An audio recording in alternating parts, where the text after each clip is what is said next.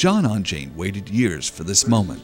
In 1954, when the Bravo bomb covered his island in radioactive fallout, he was a young, energetic man with dark hair. Now in 2001, he was 80 years old and needed a cane to reach the witness stand. At this hearing, Onjane explained what Rongelap was once like, before the blast, before all the people were forced to move away. The Rongelap people's case before the Nuclear Claims Tribunal took nearly 2 decades to decide. The tribunal was set up in the 1980s by both the U.S. government and the newly created Republic of the Marshall Islands as a way of independently reviewing the compensation claims for nuclear damage. Bill Graham is Rongelap's public advocate. He spent years putting together Rongelap's arguments before the tribunal. After reviewing hundreds of records, Graham came to his own conclusions. From the Rongelap people's point of view, they were every bit the same as the mice or the guinea pigs that scientists were willing to subject to exposures in order to study the effects. In legal papers, Graham underlined how radiation had spoiled their land and how 30 years of living on a contaminated island had hurt their health.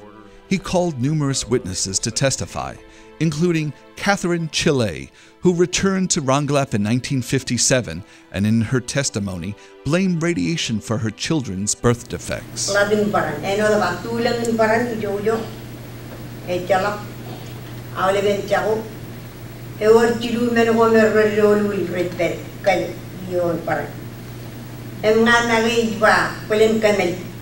In April 2007, Rongelap's long-running case was finally decided by the Nuclear Claims Tribunal, which awarded $1 billion in damages.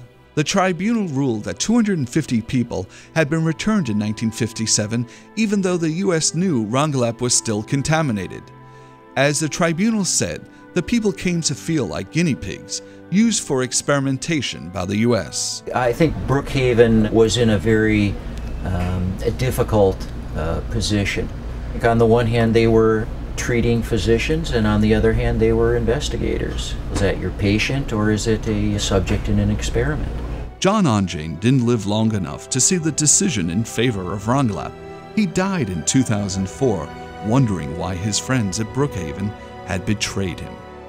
In 2001, the same year as this tribunal hearing, Dr. Robert Kennard died.